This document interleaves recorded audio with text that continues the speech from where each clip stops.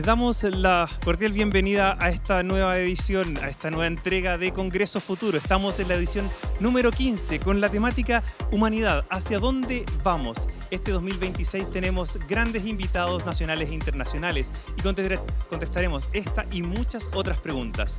Hoy tengo el privilegio de tener aquí a mi lado a un gran científico, Ardem Patapoutian. Él es neurocientífico, premio Nobel de Medicina el año 2021, justamente por descubrir el mecanismo de las células, cómo sienten la presión, cómo abre una nueva puerta a la investigación. Así que vamos a ir en profundidad con esto. Recuerden que pueden seguir también las charlas que él dio acá en Congreso Futuro a través de las redes de TV Senado y congresofuturo.cl. Professor Ardem Patapoutian, it's a pleasure to have you here in Chile and here at Congreso Futuro. Welcome. Oh, thank you. It's very good to be here. It's great to have Nobel Prizes here, but I don't want to start with the typical questions like how did you become a scientist or not. I would like to go straight to the most important discovery probably of your life. What does it mean to discover how we feel or how we touch things? We were very excited about trying to find this because unlike most other ways that cells communicate in your body, so for example, hormones or neurotransmitters are all chemicals. They get secreted from one cell and talk to another cell. And we know a lot about this. We know the molecules, we know how they talk to each other. But when it comes about touch and pressure, we had no idea because touch is physics. I mean, it's indentation. How do you translate physical stimulus into a chemical or electrical signal that the brain can understand? It was a big mystery. We had very little idea of how it works. And we had to think very hard about how to ask this question. And a lot of times in science, you have to pick the most reductionist approach that still makes sense. And instead of working in the nervous system, we took a big gamble and asked the question in a little cell that we can grow in a dish. If it responds to pressure, then we ask, okay, in this system, simple enough, maybe we can find it. So you were discarding like piece by piece, like solving a big puzzle. I'm from a different field. I'm from the physics world. And this connection between physics, you mentioned, right? That this is a pressure, it's a force, it's not an electrical thing. So how is the mechanism, how this communicate? Because neuroscience before was like the electrical communication, how we feel the emotions and all that. What did it take you to, or what it took to discover this this mechanism? So, many times in science, the question you ask is the most important one. And in this case, I think it was a big unanswered question, but I thought it was one that, given today's technologies, it could actually be answered. Because you can always think of very unknown questions. What is consciousness? It's easy to ask that. But the important thing is to find a big question that you have the tools to answer in the next 5 years. And as you said, this is something very unique in the peripheral nervous system. We know these neurons. We know that they respond to indentation in the skin within milliseconds. So that's why we knew it was an ion channel, this very fast signaling molecule. So we reduced the question to finding this molecule, as I said, in a cell, and then going back to the whole animal and see what it does and how it does it.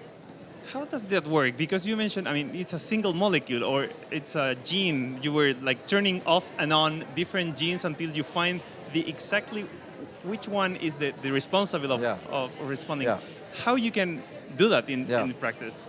So, you know, we have about 20,000 genes in our genome. And we know it's an ion channel because it's very fast signaling. And ion channels have these transmembrane domains that I talked about, which cross the membrane back and forth. So if you look at genes that are going to make proteins that have multiple transmembrane domains, there's, instead of 20,000, the number now goes down to 2,000. And then they have to be in this cell. We have a few other criteria. So we narrowed it down to 300 genes that could be the channel. And then it was just brute force, knocking out one at a time and seeing if the activity is still there. So basically you had 300 experiments, turned all of them on and off? It took about 3 days to answer the question, is this it? And the answer was no, no, no, no for the first 71. And of course, when we found it at 72, we didn't continue to look at all 300 because there was one correct answer. Yeah, And exactly. so, in a way, we got lucky that it was not the 300. It would have taken 3 years. Can you use the microphone? Yeah. Yeah. So, you after 71, you succeeded in the search. Basically, That's right. That's right. fascinating. It was a beautiful day. I imagine. Yeah. How was the team that day? Oh, I mean, I think we were very, very excited. But, as in a lot of things in science, the initial excitement only got bigger and bigger with more experiments and finding how important it really is in our bodies for biology and medicine. Yeah, I can imagine. I mean, the excitement of being the first one to actually answer that kind of question Yes. is a unique feeling. Why we were not able to solve this? It's a technological thing, or it was just no one thought about this in this way? I think the assumptions we took to find it from a cell line was unique to our thought process, but many people were interested in this. It's more difficult because, like, if you look at the eye, the sensors in the eye are so concentrated, people were able to isolate it by brute force biochemistry. These are all over the body. It's hard to find them. They're very, very tiny. There's not too much of it. And as you said, I think in a lot of times science is driven by technology. So what enabled our study was what we call RNAi technology, which is you are able to, by just knowing the sequence, knock down any gene that you want. And this ability enabled us to test these candidates. Yeah, I imagine how technology now, what you did in 3 days probably now it can be done in a little bit faster, but this technology improvement drives new changes. I mean, once you discover this, I'm sure there were a lot of new questions that started to appear. Or is this the unique gene? It's the same here in animal cells, human cells, or other? What can you tell us about these differences? I think one of the fascinating things to me, two things actually. One is the structure of the protein. You mentioned how fast we can do it. When we solved the structure of piezo, it took us a few years to do it by electron microscopy, which can resolve close to subatomic, resolution. But now with AlphaFold and AI, the predictions are so good that you can just find it on your computer. You don't even have to do the experiments. So things are evolving very fast. But I think what was fascinating about piezo is the structure of the curved and flattening. It's rare to have a structure predict function, and it was kind of beautiful to see that the way this protein looks, it gives you a big hint about how it functions. Can you explain us a bit more about this structure and what makes this different to other proteins? Well, it's very large compared to other proteins. So it spreads into the membrane as if it's an antenna of pressure sensing. And it bends the membrane. So it puts extra pressure on the membrane to be bent. And then if you add external pressure on it, this bending unwinds and flattens. And it's this movement from bend to open that biophysically enables the channel to go into open conformation and the ions flow through it. So the structure, the movement is directly related to its function. Yeah, okay. I think I get it, the general idea, but since you're probably the world expert in this field, can you make us, this is sub-cell scheme. Everything is within the cell, right? I don't want to say microscopic because it's below microscopic. What is the size of this? Yes. So this usually, let's say a cell is 10 micrometers in diameter, which you can't see by the eye. It's 500 times smaller than a grain of rice, okay? Okay. So that's what we're dealing with. And this is micrometers. The ion channel spans 20 nanometers.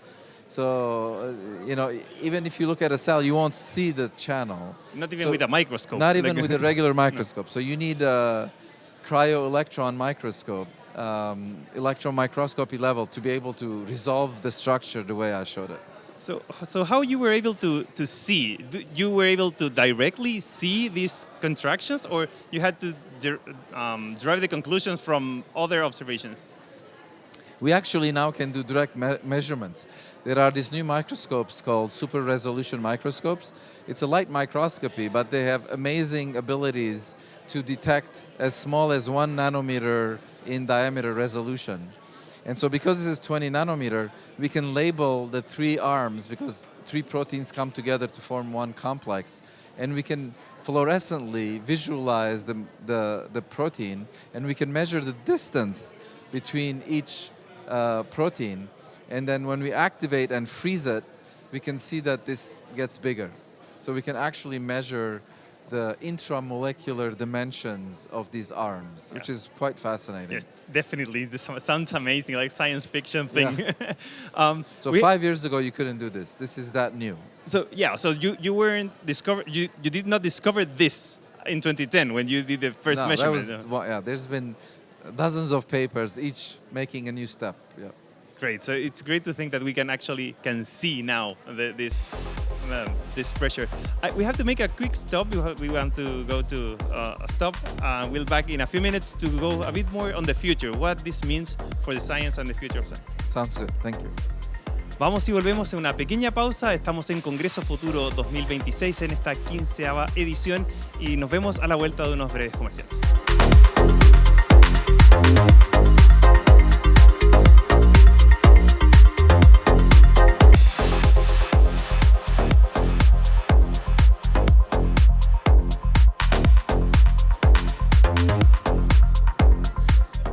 Ya estamos de vuelta en Congreso Futuro en esta entrega especial para los 15 años, año 2026, con una tremenda variedad de invitados. Recordarles que pueden ver también en diferido las charlas que se presentaron aquí este mes de enero en el Centro de Extensión del Instituto Nacional. Los invitamos a revivir Congreso Futuro 2026.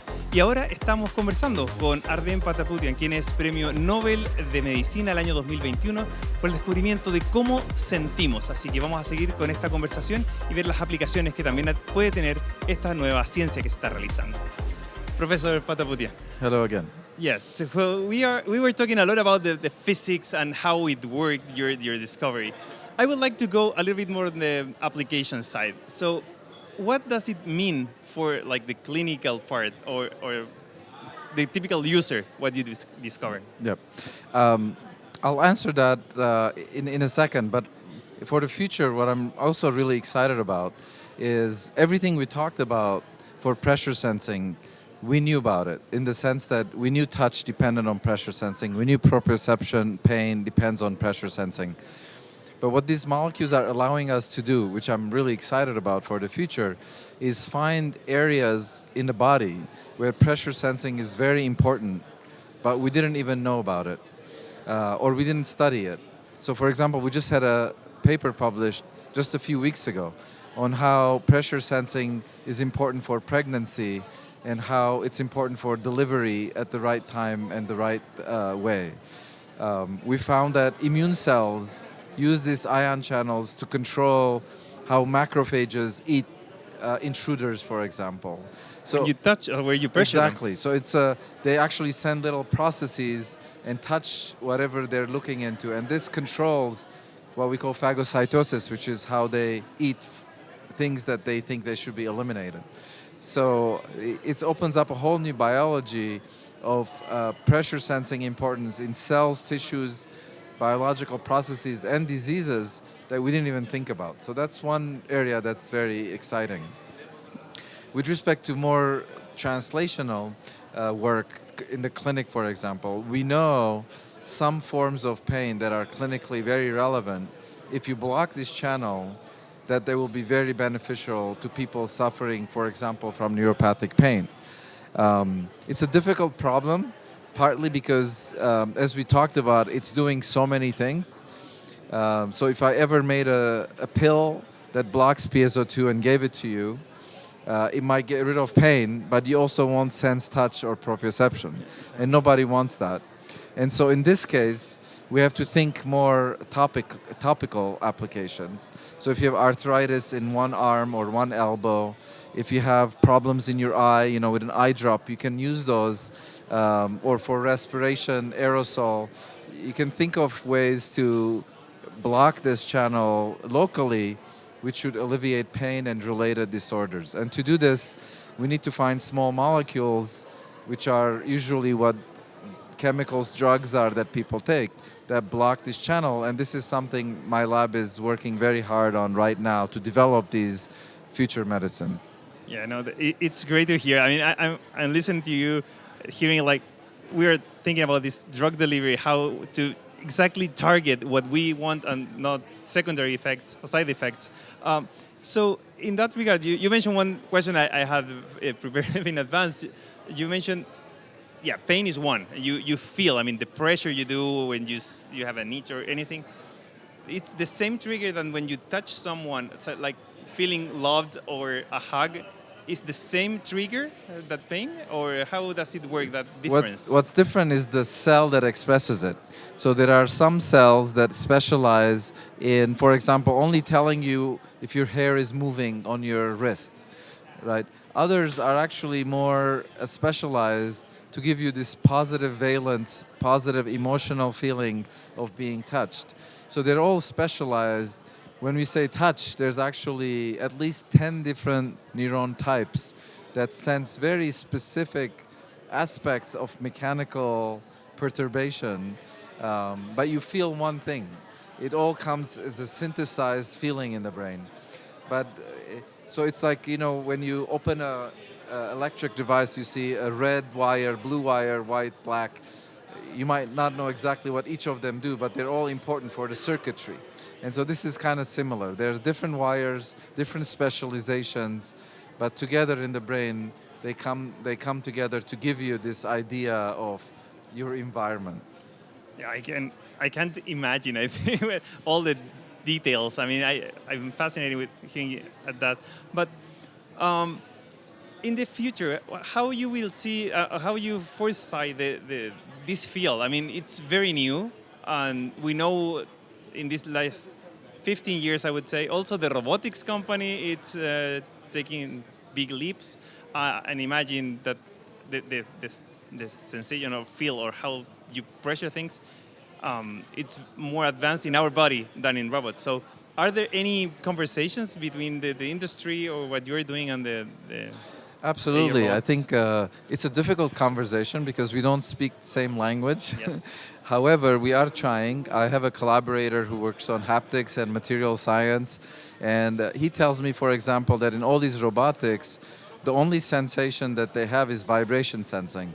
But human touch is much more rich, much more diverse in its modalities, and I think we can learn a lot both ways, but hopefully some of this understanding will translate into future haptics, not just for video games, but also for people who have injuries, lost arms, to reapply or re-give some of these sensations would be an amazing feat.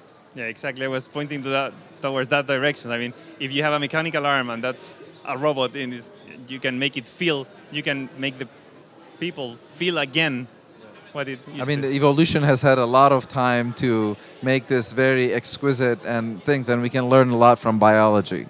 Sure. Another question. So, you received your Nobel Prize in 2021, only 10 or 11 years after your initial discovery and all the future work you've done. What it meant for you, for your as a researcher in your career, and it's been 5 years almost from that. I like to think of it as that Nobel Prize is such that individuals have to get it, but I think the credit goes to many scientists in the field who've worked very hard together, some competition, some collaboration, and people in my lab. I showed a picture of present and past members of my lab, and I'm so proud of so many of them run their own labs. They're professors now, and but it's wonderful personally. But I think most importantly, I found out is that it gives you a platform to talk about the importance of doing science. So it's about piezo, it's about the science, but it's also about communicating to the public the importance of funding basic science, of supporting curiosity-driven research, because I can guarantee you that every drug that you take, whether it's hypertension or for whatever, has all started with basic science in a laboratory, answering basic curiosity-driven questions. So I think the Nobel Prize has given me this platform to talk about this to the public, to funding agencies, and it's a very important thing. Yeah, I really appreciate, and everyone here, I'm sure it's appreciate your job in that. Coming to Congreso Futuro also, thanks about that, for that, because this is a place where we do science communications, and we believe the same as you. I mean, we start with basic science, and then we transform the world. In that regard, you're still doing science and research. What are these questions that you want to solve or want to be or you think it will be solved in the next 15, 10 years, let's say 10 years from now, or those questions that keep you awake, or you want to go to the lab again and see the results? I think there's three things. Two of them we touched upon. One is, I think 10 years from now, I'll be able to come back, talk to you and say, we were massively undermining the importance of pressure sensing in our bodies. The kind of examples I gave you is just the tip of the iceberg. I think we're going to find so many more ways where the body uses these pressure sensors for physiology. Of course, we also talked about application of this for future medicines, and especially for pain. That's the second one. The third we didn't talk about is there are other pain sensors that we don't know yet. So piezo, for example, explains when touch becomes painful, so after injury or sunburn. But the acute pain, hammer hitting your finger at the immediate ouch, is not piezo2. So people who don't have piezo2, or in animals without piezo2, this acute pain is still completely normal. And we know from recordings that there is another channel that is responsible for this other aspect of mechanical pain, and we have no idea what it is. 2026, one of the basic senses for pain is still unknown. So our lab and many others still looking for this other sensor. I wish you all the luck with this discovery. We would love to hear about this research in the forthcoming years. Well, I would like to make you one more question. You mentioned spending your career doing this basic research. Now with the platform of the Nobel Prize, of course, you can reach a more broader audience. What would you tell our society, our people that is watching this show now, about science and how to get engaged in this? You know, I think actually COVID was a great example of how rational thinking, being flexible scientifically as data comes in, policies that are dependent on facts and science are so important for society's benefit in the long run. And I think that's the main thing I would say, is that people to appreciate science as the best way to deal with the complex issues that we deal with, whether it's the next infection or it's climate change. You know, science is doing its best to address this, and science evolves, and we have to keep up with it and have fact-based policies for society. I think that's the most important thing. Totally agree. This is Congreso Futuro, and we have a main topic of this year is humanity. Where are we going to? What would be your one phrase if I ask, where are we going to as a humanity? Hopefully going towards a society where, as I just mentioned, is fact-based decisions and thinking about everyone and not thinking about division but united. You know, I mentioned how important immigrants and immigration is for me, and there's lots of anti-immigrant rules now that I think hurt society. I'm an immigrant. I contributed to the United States, and US made so much incredible things for me. So I don't see why we would want to stop this. Mixing of cultures is a great way for societies to learn from each other and to improve. Thank you very much, Professor Ardem Patapoutian. It was a pleasure to have you here at Congreso Futuro and here at TV Senado. Thank you. I enjoyed our conversation as well. Thanks. Les damos las muchas gracias al profesor Ardem Patapoutian por estar aquí en Congreso Futuro y también a quienes nos acompañaron en esta transmisión. Les recordamos que pueden ver también todo Congreso Futuro en las plataformas de TV Senado y congresofuturo.cl. Estaremos acá para más entrevistas y les recordamos que sigan también y estén conectados para más información de ciencias y tecnologías.